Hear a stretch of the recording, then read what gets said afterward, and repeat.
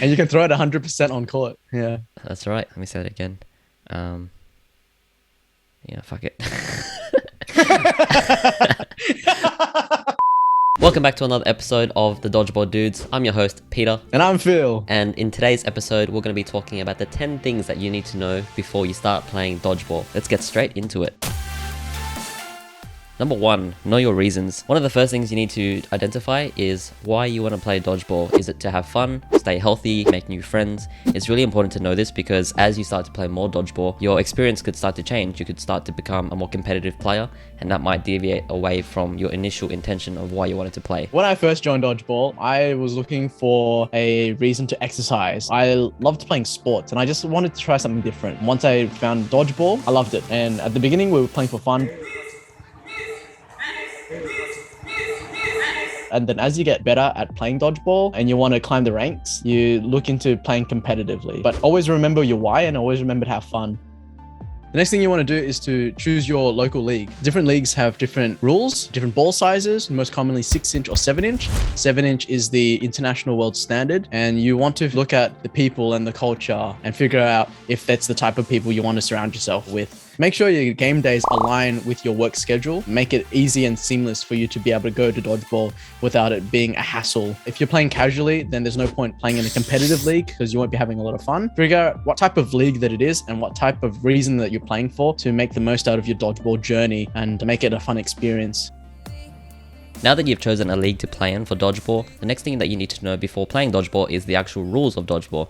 Now, depending on the league that you're playing in, the rules may differ slightly, but mostly the rules are quite standard across all of the leagues. We'll leave a link in the description below to the official World Dodgeball Federation rules if you want to familiarize yourself with the rules. We're also in the process of making a how to play dodgeball video. Stay in tune for that video, which will come out in the near future. After you learn the rules of how to play dodgeball, the next thing you need to do is to be mentally ready. Are you mentally ready? I'm ready! Are you mentally ready to get hit in the face with a ball? I'm ready! Are you mentally ready to step on court and play dodgeball? I'm ready!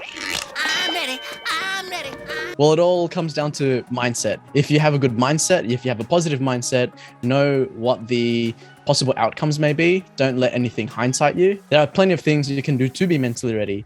May it be breathing techniques, focusing on the moment, and not let the situation get the better of you. It's a skill that is acquired over time, so we don't expect you to get it right away, but it's just something to keep in mind so you're not getting triggered. Don't let the situation get the better of you. You're there to have fun. It's just a game at the end of the day. Once you're mentally ready, it's time to warm up your body to get ready for a dodgeball match. So there's been plenty of times where I've seen people not warming up properly and trying to step on court and throw it 100%.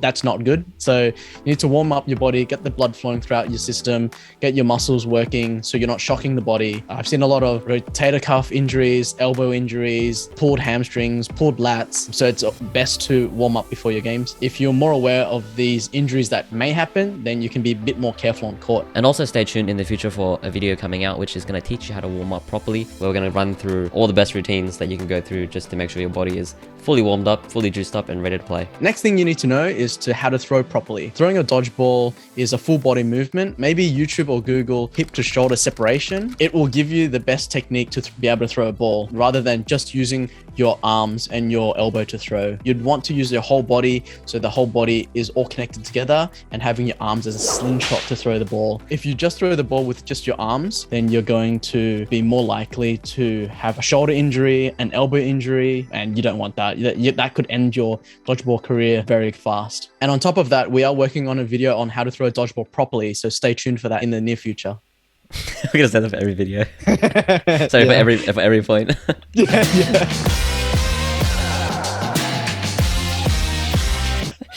So once you've learned how to throw a dodgeball, the next thing you need to know is how to dodge. If you don't know how to dodge, then you're not going to be able to stay in the game long enough to be able to win the game. If you're really good at dodging, then you'll stay on the court longer, means you'll get more time on the court, means you'll get more experience. So once you've got your throwing and dodging techniques down, the next thing that you should focus on is basic strategy. At the beginning, when you're having fun, you don't really need a strategy. The aim of dodgeball is just to throw, get people out, and then you stay alive. But once you are looking to get more into the competitive scene, you'll need to develop basic strategy. One of the biggest tips that I can give you is to not throw the 5th or 6th ball. Make sure you hold 2 balls and spread the 2 balls to the wing, so then the wings have an opportunity to pressure and counter rush the enemy players. I think when we first played, we played for fun and we didn't have that much of a strategy, but A really good way to figure out your strategy is to record your gameplays, figure out why your team lost. When I first started playing Dodgeball, I received 2 tips from 2 different people. The first tip, I'm going to give out a shout out to Kevin Vo, is he told me that if you're holding onto a ball, you're holding onto a lot of responsibility. So make sure you fake as much as possible, pressure as much as possible, because having that ball in your hands is having a lot of power, which means you just have to make the most of it and not just use it to stay alive yourself, but use it to save your teammates as well. And the second tip I received was from Truck. Truck is a Dodgeball Sydney OG player.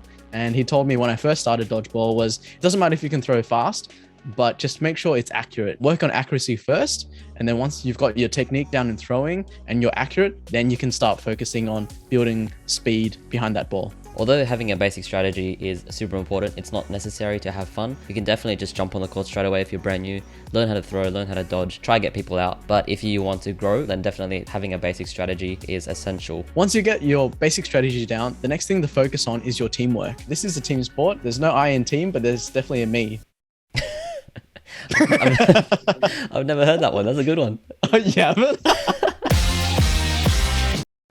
Teamwork makes the dream work. So make sure you've got good team synergy on and off court. Have good communication with every player on court. Make sure everyone's on the same page. Be there to back everyone up, support each other. And with good teamwork and good synergy, you'll find that your team will grow immensely. If you can figure out everyone's personal strengths and weaknesses, make sure you work on everyone's weaknesses and make sure you focus on your strengths. And the last thing you need to know about playing dodgeball is to not be afraid to ask for help. Dodgeballers may seem intimidating to approach and ask for help because they're on court and, they just maybe look scary, but don't be scared because most people in the dodgeball community are really nice and they're really open to helping you out. And my advice is to look for players that you really admire, approach that player and just really ask them like, how did you become such a good thrower? Can you teach me how to throw? And a good example is I'll give a shout out to Arn Nguyen, very handsome man with a nice beard. When I was throwing without any form and the throws were really weak. Eventually my throw just started getting better and better. So definitely look out for people that you admire and ask them for help when you need it. And that brings us to the end of this episode. We hope you enjoyed the 10 tips that you need to know before you start playing dodgeball. If you like this video and you want to see more just like it, make sure you hit the like button,